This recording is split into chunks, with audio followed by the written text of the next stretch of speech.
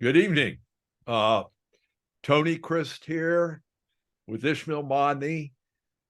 It's November 4th, East Coast time, 7:50 in the evening. We're a little late tonight getting this out. Our topic tonight is a right to life. And it's not an easy one. We've identified four areas that in the last 50 years say life has changed. And we want to spend a little time talking about each one of them. One of the areas which triggers an awful lot of response today is abortion. And I thought we'd start, ask Ishmael if he could take a few minutes to tell us in some detail what he and his wife went through with their twins, with their two daughters. Would you, Ishmael? Talk to the people. Thank you. Absolutely. And why don't we?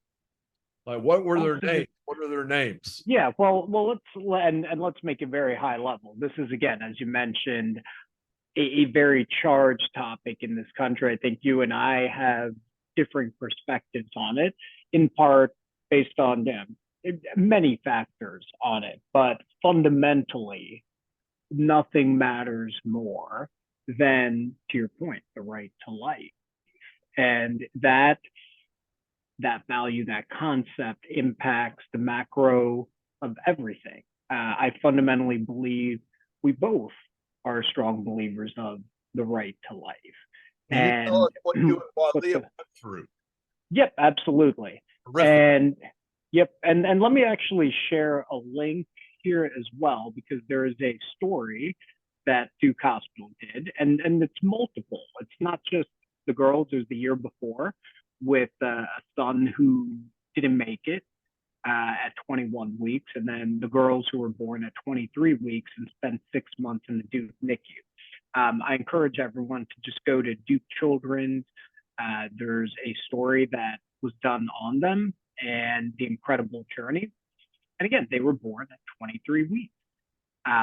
The chances of them leaving the hospital were 10% each. That's leaving the hospital. Leaving without any morbidities or issues were about 2%. The fact that both of them said you faced three choices. What were the choices you and Yep, the three choices were pretty simple. One was what ultimately we had done the year before, which was comfort care, meaning they just did not have a chance of survival. Put the girls on the picture. Put the girls on the screen again, too. Yeah. Yep. The second, oh yeah, they're wonderful. They're wonderful. They're a little much these days. The second choice was what is called full intervention. That would mean on a little 1 pound body. You're doing chest compression. Can you explain? Start with number one again, because I interrupted you. Oh, sure. Yeah.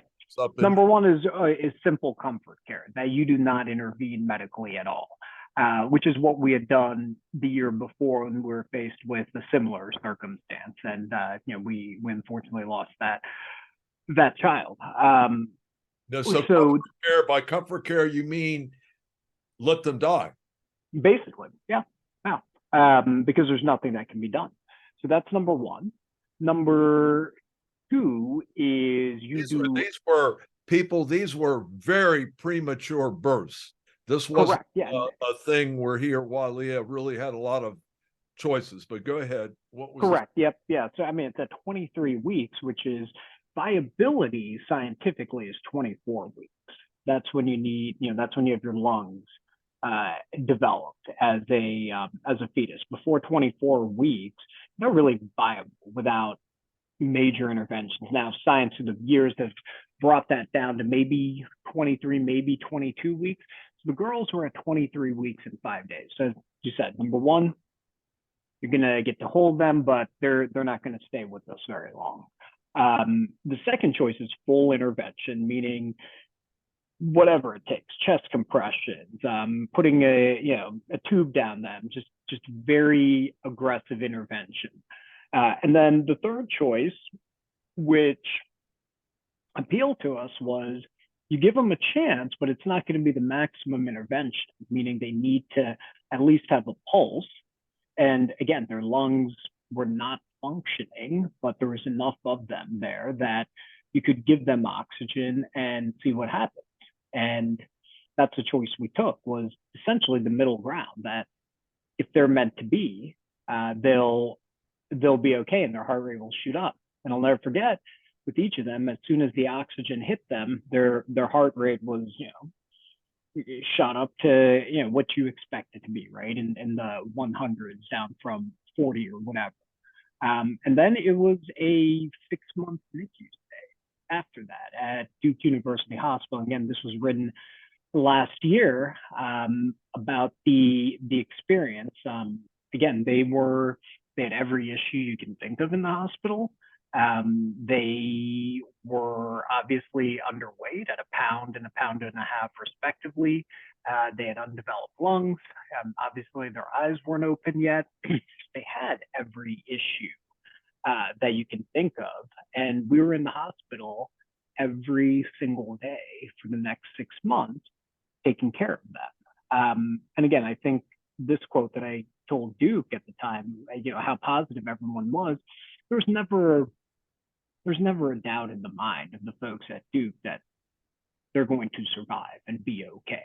That was very clear with us. And again, it was because of the world-class care that they were able to receive in the level 4 NICU and the around-the-clock attention. What I discovered from that, and again, this is where having that choice and being able to make a decision between us and the doctors was helpful, not having to consult outside counsel, for lack of a better term. Number two, one thing that I think is very important in this is obviously a miracle. This is also a very expensive miracle. They cost about $1.3 million each. In that, so they're literally $1 million babies. We spent more in the first How was that funded? The hospital funded? North Carolina Medicaid. So North Carolina Medicaid and our insurance. But North Carolina Medicaid, you automatically are enrolled at the time if you are either born at 24 weeks or you are 3 pounds or under. And they'll keep you on it till you're 3 years old. Because just getting out of the hospital is step one. Then the numerous therapies that are required to actually give them a chance at life is number two. And that in itself is very expensive as well. And we spent, and one of them is still in therapy 3 times a week down here in Texas. Go on. Sorry, you're going to ask a question. Yeah, let me ask you. So, well, you and Waleed faced it with your first child, and then that must have been a trauma because you had really no choices. And then again, you had 2 extremely early twins, were 23 weeks at birth, but you made the decision. It involved a lot of sacrifice from you and Waleed. How did that decision feel? I mean, was that something you did without reservation with the twins when they came out? You both? That's a great question. So just to give you a little more detail, they were born November 11th, so we're coming up on their 5th birthday. We went into the hospital November 8th, and that night, you want to take the article down now? And oh, sure, yeah, I'm just reading through it so folks can go through it. These are some other pictures of our family from about 1.5 years ago. And then this was our old home here in Texas, and those are son when he was obviously much younger. He's a lot bigger now. And I think, again, not just surviving, but thriving is one thing I want to make very clear, that they're thriving. But to your point, the decision itself, as I said, it was full of trauma and all sorts of issues because in some circumstances, what we faced with our son was easier. We didn't have a choice. We knew what the outcome was going to be the year before, which was September 2017. Here, there was a chance, and that's what was difficult. So initially, when we went in, we said, "Look, we're not going to intervene. That was our initial thought. As we got closer to viability, we said, okay, let's give it a shot, especially when they gave us that third option. Let's do it, and we'll figure it out. Luckily, we're both educated. I had a very good job that allowed me to work remote from the hospital. Malia had a job that was also remote, so we were able to spend time in the hospital. She ended up leaving her job, but we were still in a position where Had to go in my salary was plenty. Every day for 6 Every day for 6 months for 8 to 10 hours a day. I mean, people at Duke University thought I worked there. Well, that's a big sacrifice. Oftentimes today in our world, and abortions have changed, and that's certainly one of the things in our speech tonight. And people seem that they don't want to be troubled. In other words, they might have had a baby first, maybe it's a second baby, maybe it's a first baby, but they just don't want to go through with the trouble of having the baby, and so they abort the fetus very many times. So our discussion of right to life is a very important discussion, because right to life is one of our basic elemental rights in our Constitution. Actually, it's in the Declaration of Independence: life, liberty, and the pursuit. And the Bill of Rights list our other rights, and rights tend to trump laws. And we are unique in that sense. There are other systems that have them, not many. Even some alleged democracies don't have the rights that we have delineated. So I wanted to talk about 4 areas and make you aware where in the last 50 years I've felt rights to life are changing. I'm not going to try. I do have an opinion. Ishmael has an opinion. We all have an opinion. I want to outline them for you, though, and let you become aware of them. So the 4 areas that we're going to spend a couple minutes talking about are what's changed with organ transplants, what's changed with hospice care, and what's changed with physician-assisted suicides. And these are all relatively new developments, and I'm going to say a few words about each one of them because they do underscore our society's changing view of the right to life, what it meant 50 years ago and what it's becoming and what it's meaning today. For example, the ethicists in organ transplants, and this is a broad opinion today, this isn't just one opinion, they used to be only cadavers. In other words, if you're a good type person and you want to leave your organs, they will take your organs when you are a cadaver, dead. Well, that's changed now.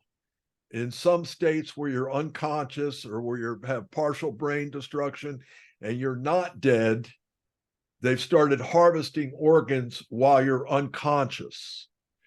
And they're actually valuing the organ more than they are the person. And that's not something that sounded very good to me. So that's one area of concern that's changed.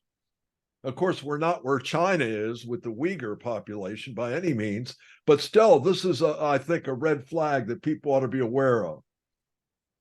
Then with another area, hospice care used to be a private care until Medicare and Medicaid came out and started making it a government program. Now, my mom passed at almost 96. And I am lucky because we have 2 nurses, my wife and my daughter, in our house. And they had to stop the caregiver on 3 occasions from giving her opioids because they're trained nurses. My wife used to work for hospice care. She quit because she observed what they expected to give elderly people opioids at any sign.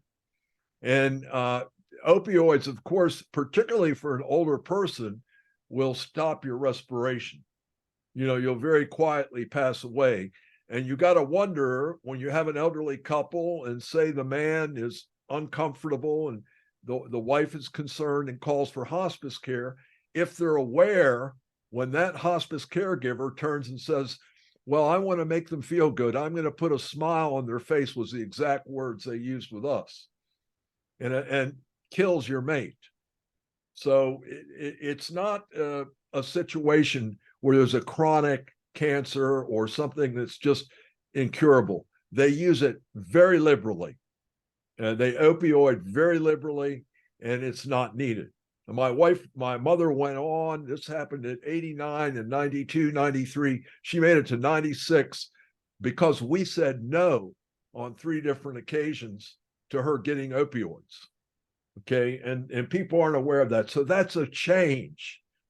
Because again, I don't know if they need the extra bed or they want to get they're an old person, they think they're doing a duty, but it's the government now. This is the government administering hospice care. And the last area that's somewhat of a red flag of how a right to life is changing is assisted suicides. Now, there's a half a dozen states where assisted suicides are legal. There didn't used to be. Now, this again goes on the chronic cancer where there's an imminent death. Assisted suicides are going up at a very high rate, and these are physician assisted. And it's a little scary to me because I understand fully someone can be experiencing a depression and everything. But my best advice is, why don't you wait, take a deep breath and see how you might change your mind tomorrow. But if you go ahead and do it, you don't have any mind to change. And it's again an example where a right to life is being challenged. And in this case, it's the owner of that life. In the case of a fetus in a pregnant mom, it's her feeling that is her material. But essentially, is that just reducing life to material? Are we merely material objects? Because these instances act like that's what we are. Or are we more than material? We believe, as do many people and many basic religions, that a human being is more than merely material. So these are red flags. They're all either conducted by state governments or the federal government, or they're overseen by them. Now, of course, Roe versus Wade was overturned, and I know this is a very hot topic. I've been told that 60 to 70% of the population just wants abortion, and they want to have the right to kill the fetus. That's why I thought it was interesting to hear Ishmael's story and the kind of sacrifices he and Wally had to make for 6 months every day to have these 2 beautiful twins that you've seen. And oh my God, they'll never forget that the rest of their lives.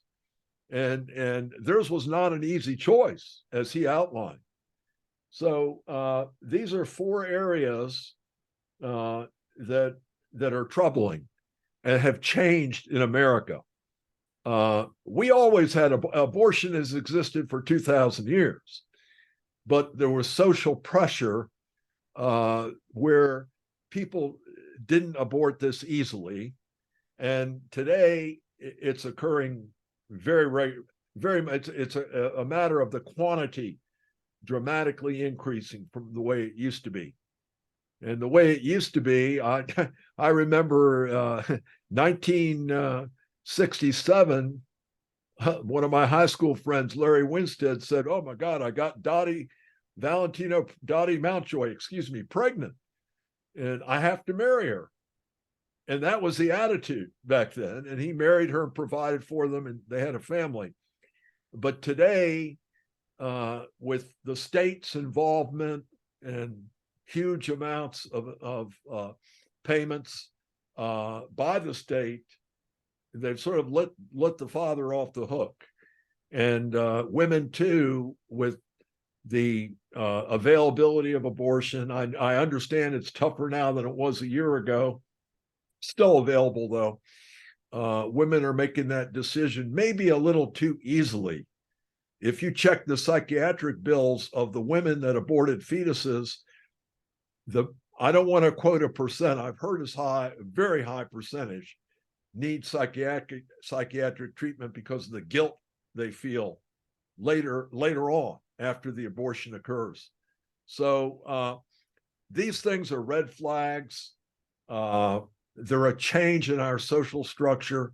We're trying to cover this now. And before we close tonight, and Ishmael will have a few remarks on these subjects too.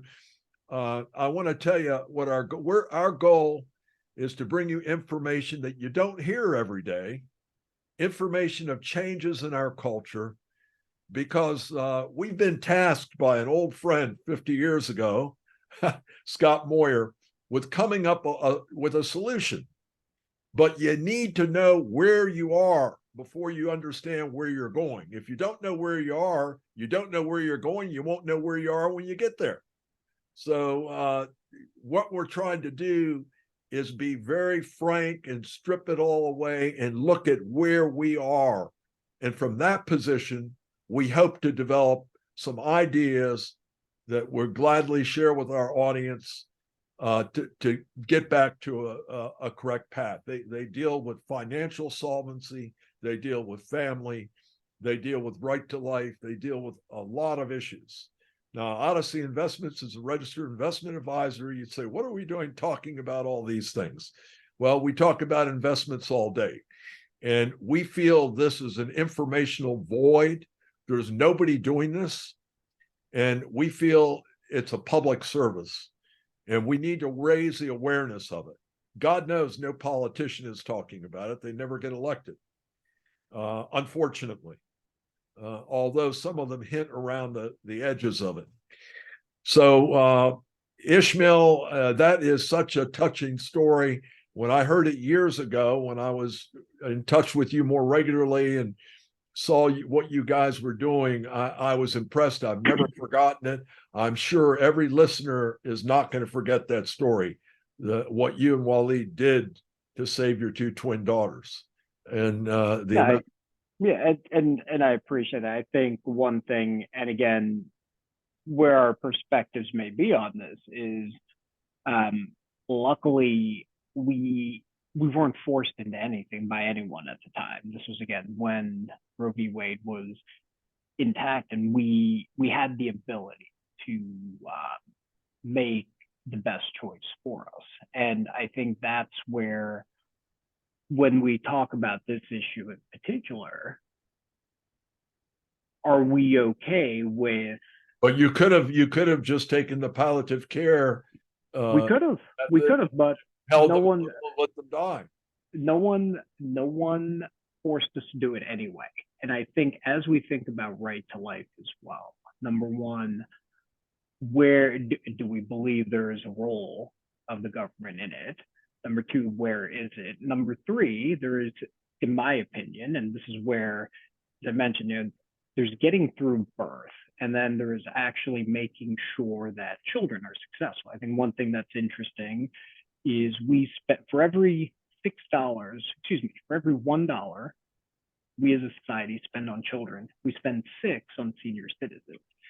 And to me, when I think about this issue and the crux of it, we as a society, in terms of right to life, do not make it easy to have children today, or to take care of them. Not investing in our children.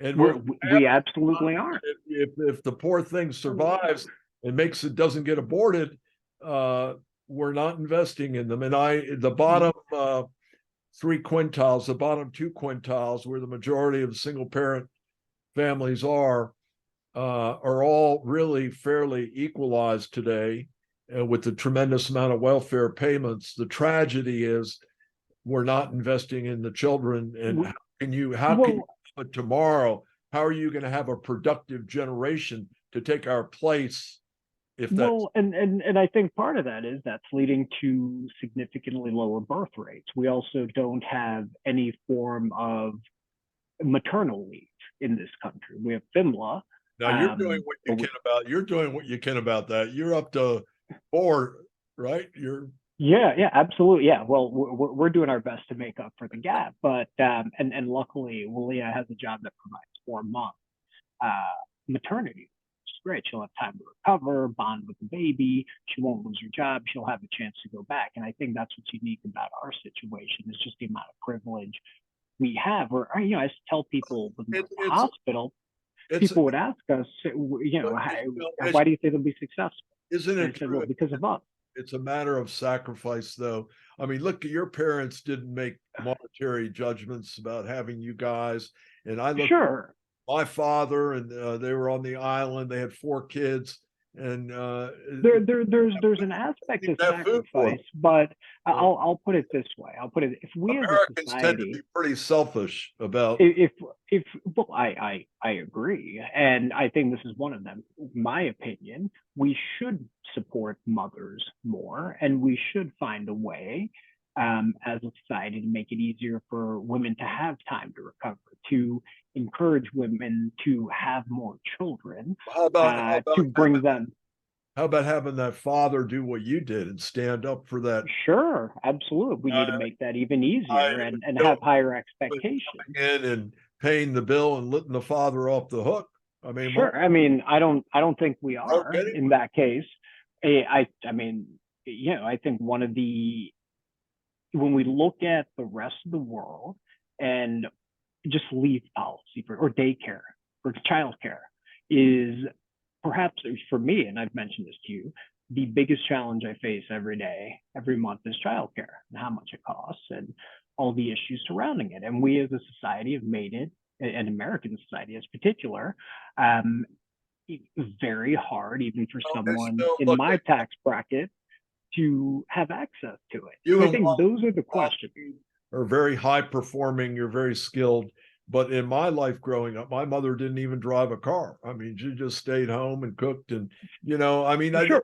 were sacrifices uh, that were economic, but they didn't determine whether you had whether you had that kid or not. In other words, But didn't not have a kid or abort a kid because you were on lower income.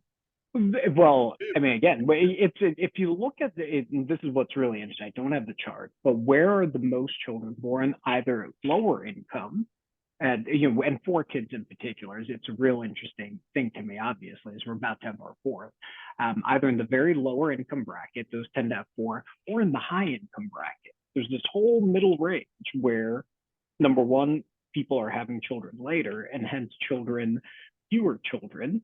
And number two, we just aren't in general. And part of it is, I mean, I agree in theory, money shouldn't make a difference, but let's be real. It is not easy to have a child. It costs, I mean, think about how much it costs just to have a child. I said 2.6 million to get the girls out of the hospital. Who's going to pay for that going forward? I think those are quite, if we, Apparently Medicare did. well, Medicaid, North Carolina Medicaid, but how long will that last, right? As That long was and a very rare situation. I mean, but many women today abort because they just don't want to go through the what you're talking. well, and again, I think when we look at a abortion historically in America. One thing with it is, the number of abortions in this country peaked in around 1990 at about 1.4 million. They're down to 620 as of 2020. I think that's number one. 93% of them are in the first. 93% of them are in the first trimester. And again, you bring up a point like is it material or is it a human? I mean, at that point, it's not viable. And I think that's where, believe it or not, and people will be like, well, Israel, how do you believe what you do after what you went through? And what I tell people is, I wasn't forced into anything. The government was in the delivery room with me, and we chose life. And I think more people would choose it and believe in But it they have to be in if that mindset of putting in the time and the energy. They can't be lazy. And I don't think it'd be lazy, but they can't feel that, oh my gosh, it is going to be difficult to find childcare or pay 10,000. The average delivery of a baby in this country right now is $10,000, which is ridiculous. Or when I mentioned Texas, if you live in rural Texas, the nearest OBGYN is 2 hours away from you. There just aren't enough. And the laws that Texas have passed are well, driving them out of Ishmael, so our prenatal care as Bill, well. you'd be It's surprised just how many families I've been watching the news in Palestine have 4 or 5 or 6 kids, and sure that's over there. have shoes. The kids I mean, are bare feet. So what I'm saying is, it takes you've got to love that creation, and you've got to want it. absolutely. And I think discarded material. I would argue most people would, and I think we need to just make it even easier and encourage that. To your point, there needs to be that life has to be valued, and not just up to birth, but beyond birth. We've been and I think we've veered from it. To your point, you have red states that push up to birth, and then laws that reduce the ability to help the child, but then after birth, we're not there as a society. And you need 2 parents. It's very troubling in this area of organ transplant, where they're harvesting organs in the United States today from unconscious people. It's as if the host isn't important anymore, just the organ. It's apparent in physician-assisted suicides in 6 states. It's legal in the country, and also in palliative care. I told you our experience, and I've heard my wife actually quit hospice over it because of their use of opioids to just the slightest problem in an elderly person. Yep. And absolutely, all those areas, it's cropping up, and they suggest that it's challenging our right to life, which has been arguably our most sacred right that we've had in our society. We've always considered life precious. We've considered the human experience not just material, but more than material. And we've taken that as an absolute culturally for 200 years. Only in the last few decades have these other things started to crop in, and they're a point of concern.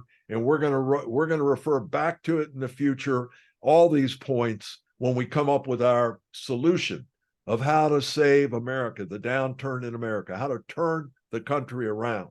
This is one of many, many points. We've talked about the family. We've talked about the Federal Reserve and the manipulative agency they are, and the fact that they don't create wealth or income, not one penny. They pretty much just treat us all like mice in a Skinner box, and trying to stimulate, getting us to borrow or getting us to lend. But they're not. They have nothing to do with wealth creation. We have to get back to hope and opportunity, which is the way, Ishmael, you've built your life, and you've been very successful for your young age, and you continue to be. And we have to, it's rooted in hope and opportunity. You can't have government stifling opportunity, government indirectly that would stifle hope. And by that, we haven't covered it yet, but we will cover the regulatory sort of straitjacket that America is operating under in many, many regards. The COVID epidemic too wiped out countless moms and pops businesses. To me, to have a guy go from a moms and pops business where every morning they wake up, they're not sure what they're able to do, but they have that same dream that a billionaire has. They want to make a few dollars. They feel the same reward that very wealthy person did when they do. To relegate him to an assembly line on Amazon, is the equivalent of slavery to me. And in the decisions that were made in the last 4 years in many states and many cities, small businesses were wiped out. Big box stores were thriving, and small businesses were put under shackles or not even allowed to open, and they went out of business. But that's another night. We hope you'll stay tuned. Ishmael, that was a very inspiring story. Thank you so much for sharing it with us. And we look forward to seeing you in another week. And we'll have another hot topic. Our topics are posted on odysseyinvestments.info. And our podcast is posted there, and we're also on YouTube. We're on YouTube and on Facebook as well. And Facebook as well. So we're up right here, Odyssey. Under the paper under Right to Life is right under consensus. Click consensus. You can read our last 12 weeks of papers, and 12. Our last 12 weeks of papers. They're all about America and changes in America. We're trying to do the hard work of looking at where we are, so we know, so we're rooted in where we are, so we know when we decide that we need to go somewhere, we're informed. And that's what our mission is for you guys too. Have a blessed week. Thank you again, Ishmael, for the talk. And thank you all. Look forward to seeing you in a week. Have a good one, everyone. Thank you all. Thank you.